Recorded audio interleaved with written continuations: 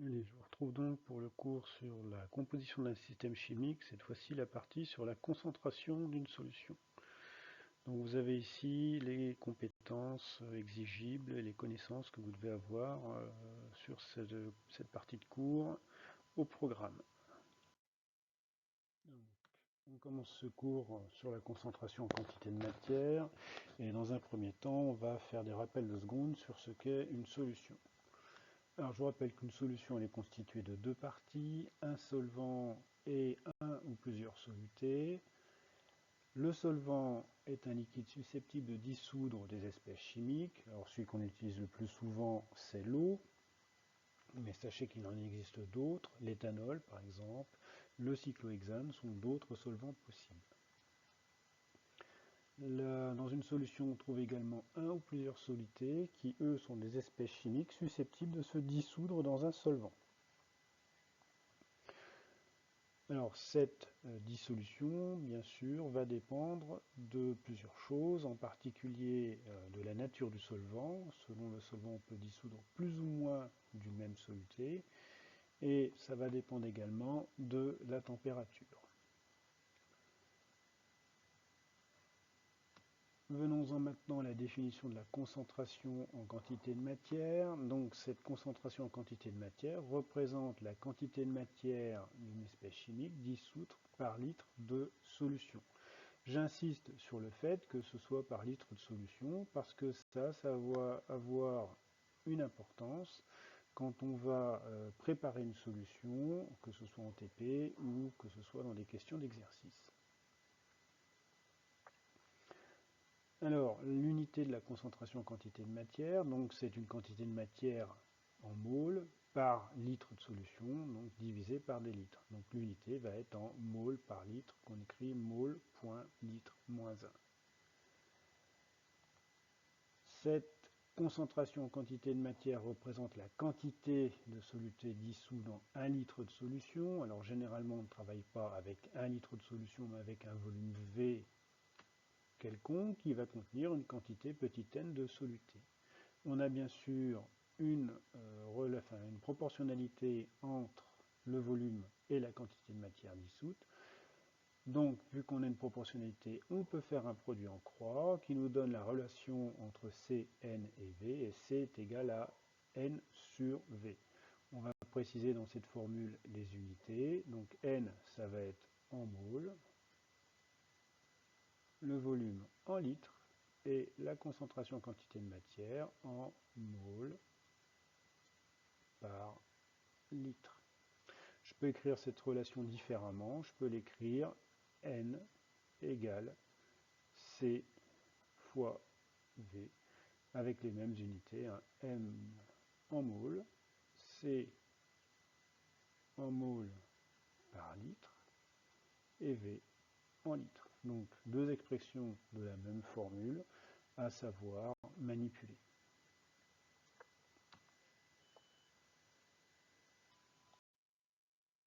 On continue avec un exercice d'application directe. Donc je vais vous donner la correction, mais je vous propose de mettre la vidéo sur pause et de chercher par vous-même la réponse à l'exercice. C'est un exercice d'application directe. Donc calculer la quantité d'éthanol contenue dans une solution de volume V égale 0,50 litres et de concentration en quantité d'éthanol petit c égale 50 millimoles par litre. Donc on nous demande la quantité d'éthanol. Donc je vous rappelle que la quantité d'éthanol, on la note petit n.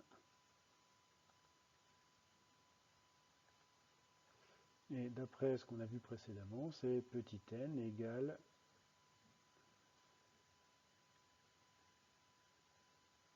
alors la gomme ne fonctionne pas, si ça y est.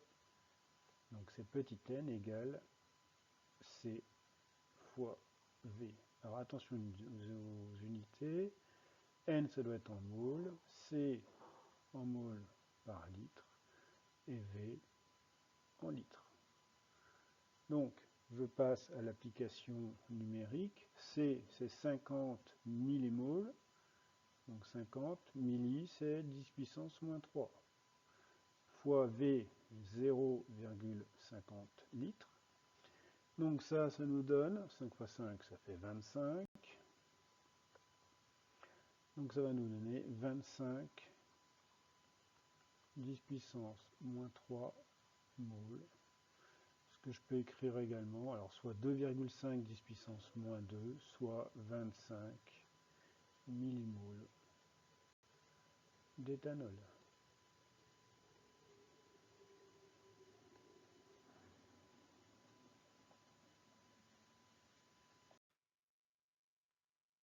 Alors, l'exercice suivant est encore un exercice d'application directe de la formule qu'on a vue précédemment. Cette fois-ci, il s'agit de trouver un volume pour prélever une quantité de matière désirée. Donc on a de l'eau iodée et on vous demande de déterminer le volume d'eau iodée de concentration en quantité de diode petit c égale 1,0 mmol par litre qui doit être mesuré afin de prélever une quantité petit n égale 0,20 mol de diode. Donc là encore, je vous conseille de mettre cette vidéo sur pause et de chercher par vous-même la réponse à l'exercice. Donc je vais vous donner cette réponse. Donc, on nous demande de déterminer le volume V de diode.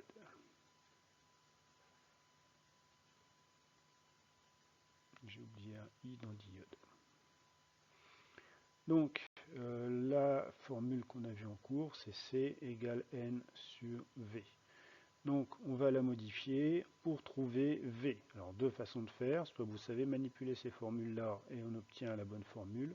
Soit on revient à la méthode de la pyramide. Donc, j'ai N sur V. Donc, je mets N en haut, V en bas. C dans la dernière case. Et je vais cacher ce que je cherche, c'est-à-dire ici V. Et je vais lire que V, c'est N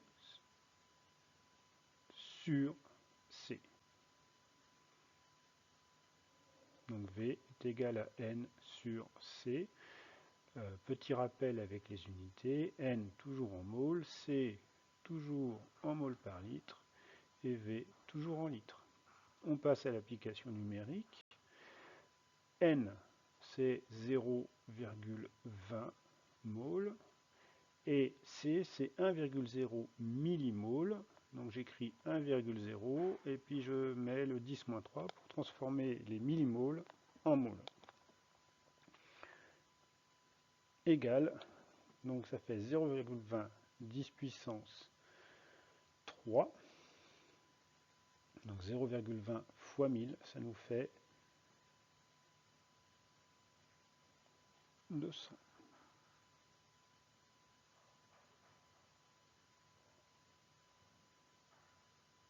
Unité, litre. Bon, on voit la limite de l'exercice là, parce que je ne connais pas de labo de chimie qui travaillerait avec un volume de 200 litres de solution de diode. Mais au moins, ça vous fait manipuler ces formules et trouver un résultat numérique.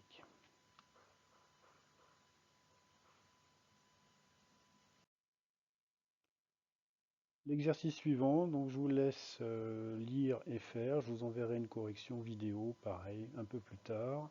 On retrouve dedans la masse volumique qu'on a déjà vue en devoir. Donc je rappelle que cette masse volumique, c'est la masse par unité de volume pour un volume égal à une unité. Donc elle est donnée ici en grammes par centimètre cube, c'est la même chose que des grammes par millilitre. Et cette masse volumique, ρ, c'est m, la masse en grammes, divisé par V, le volume, en centimètres cubes ou en millilitres. Donc dernier exercice sur l'appareil de Kipp qui fonctionne avec du zinc solide dont on vous donne la masse et d'une solution d'acide chlorhydrique qui contient des ions H+. Ce sont eux qui vont réagir avec le zinc. Et on obtient un dégagement gazeux d'hydrogène et des ions Zn2+, qui restent en solution. Alors vous aurez besoin de la masse molaire du zinc, je vous la donne. Elle est, cette masse molaire, de 65,4 grammes par mol.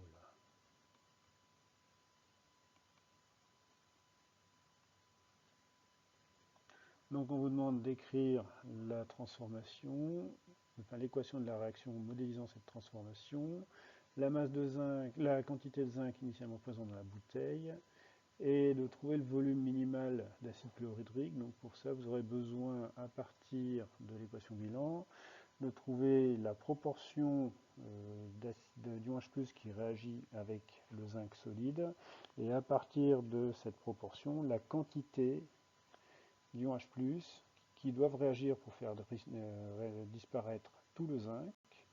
Et connaissant cette quantité, vu qu'on a la concentration, on peut remonter au volume. Donc je vous laisse chercher cet exercice. Je vous enverrai un corrigé de la même façon, sous forme de vidéo un peu plus tard. Alors on va maintenant s'intéresser aux différentes façons de préparer une solution. Donc on va distinguer le cas où on a affaire à un solide, un liquide, qu'on peut peser, et le cas où la masse nécessaire est trop petite pour être pesée, auquel cas on travaillera d'une autre façon. Donc le premier cas, c'est une préparation d'une solution par dissolution, où on peut facilement peser le soluté nécessaire. Donc, dans les exercices, vous verrez que ça revient souvent à déterminer la masse de soluté nécessaire pour préparer la solution et à décrire la préparation de cette solution. Donc, une fois qu'on a trouvé la masse nécessaire, on va la peser sur une coupelle à l'aide d'une balance. On va verser cette masse dans une fiole jaugée avec un entonnoir, afin de ne pas en mettre à côté. Et on va rincer la coupelle et l'entonnoir au-dessus de la fiole avec de l'eau distillée. Ensuite, on remplit la fiole à moitié et on agite pour dissoudre tout le solide. Alors, on agite en tournant la fiole et pas en la renversant pour éviter que le solide ne vienne se coincer au niveau du bouchon.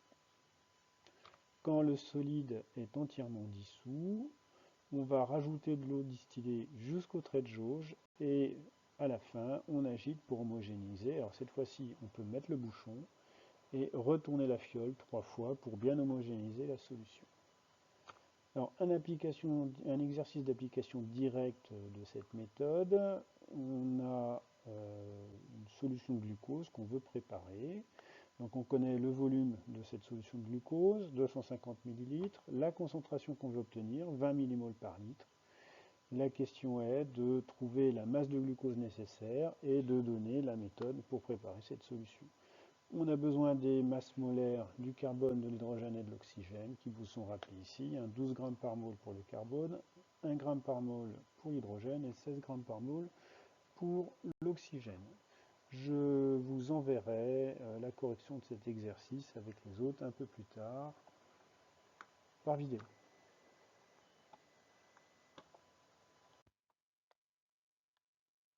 Allez, deuxième méthode donc pour préparer une solution, cette fois-ci c'est par dilution, donc ça permet notamment de préparer des solutions dont les concentrations sont faibles et donc on ne pourrait pas préparer en pesant simplement un soluté parce que les masses mises en jeu sont trop petites.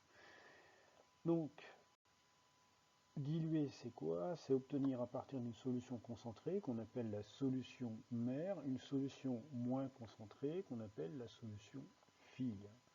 Donc on va prendre une solution mère qu'on met dans un bécher. On connaît sa concentration, on note C mère. On connaît également le volume qu'on va prélever à l'aide d'une pipette jaugée, généralement, qui est V mère. Et on va préparer la solution phi dans une fiole jaugée, correspondant au volume de solution qu'on veut obtenir, et dont on connaît également la concentration qu'on cherche à obtenir, généralement, qui est C phi. Et ce volume prélevé de solution mère, on le met au fond de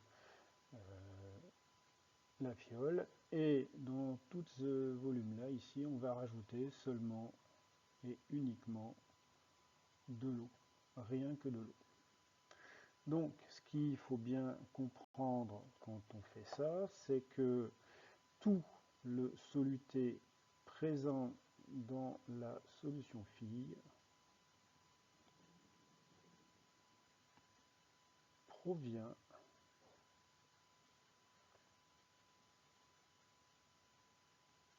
de la solution mère.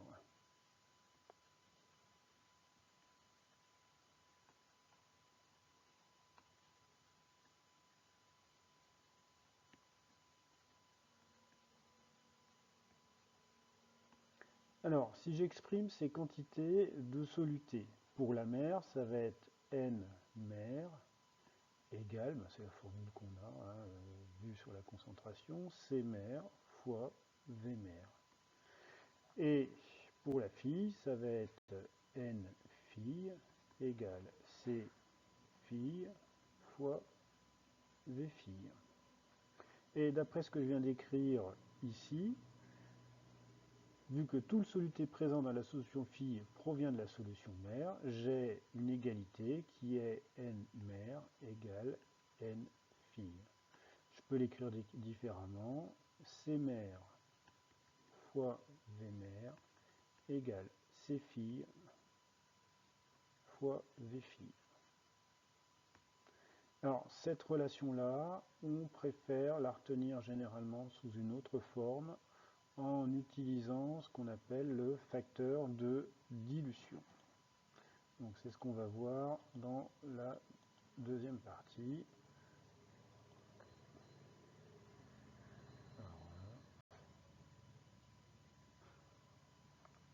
Donc le facteur de dilution F, on le définit comme étant le nombre de fois qu'on va diluer la solution. C'est-à-dire, alors c'est un nombre, il est sans unité, on la dilue toujours plusieurs fois, donc il est toujours plus grand que 1, et sa définition correspond au rapport de la concentration de la solution mère sur la concentration de la solution fille. Alors, on peut trouver une autre expression de ce facteur de dilution en manipulant cette expression-là. Donc j'ai C mère sur C filles, donc C filles je l'ai ici, et je vais le faire passer de l'autre côté en divisant à gauche et à droite par C filles. Donc ici ça se simplifie, là il me reste C mère sur C filles. Et je vais faire la même chose ensuite avec le volume de solution mère, donc je divise à gauche et à droite par le volume de solution mère. Et je trouve, donc ici ça se simplifie à nouveau, C mère sur C filles égale V filles sur V mère. Donc on a deux expressions pour calculer le facteur de dilution. La première expression c'est C mère sur C filles, la deuxième expression c'est V filles sur V mère. Donc à l'aide de ces deux expressions, on peut faire à peu près tous les calculs et résoudre tous les exercices qui sont posés sur les dilutions. Allez, en pratique, on fait comment? Donc, on va prélever le volume de solution mère nécessaire avec une pipette jaugée préalablement rincée. Normalement, elle est rincée 2 fois. Une fois l'eau distillée et une fois avec la solution qu'on va prélever. Ensuite, ce volume prélevé, il est versé dans une fiole jaugée qui est préalablement rincée à l'eau distillée seulement, elle. On complète la fiole avec de l'eau distillée jusqu'au trait de jauge et on agite pour homogénéiser la solution. Donc finalement c'est moins d'étapes que quand on fait une préparation par dissolution. Je vous donne un exercice qui est une application directe de ce qu'on vient de voir, où on vous donne une solution qu'on veut diluer, on vous demande de calculer le volume de la solution S1 qu'il faut prélever. Donc cette fois-ci c'est le volume de solution mère, et de décrire le mode opératoire pour préparer la solution S2. Donc là c'est directement ce que je viens de vous donner. Donc là encore, je vous donnerai la solution de l'exercice dans une vidéo avec les autres exercices dont je vous ai déjà parlé auparavant. Voilà, donc c'était la première partie de la leçon sur les concentrations. Je vous enverrai une deuxième partie qui nous traitera des mesures d'absorbance et comment déterminer une concentration à partir de l'absorption de la lumière par une solution, donc une méthode physique. Allez, bon courage à vous pour les exercices et à bientôt.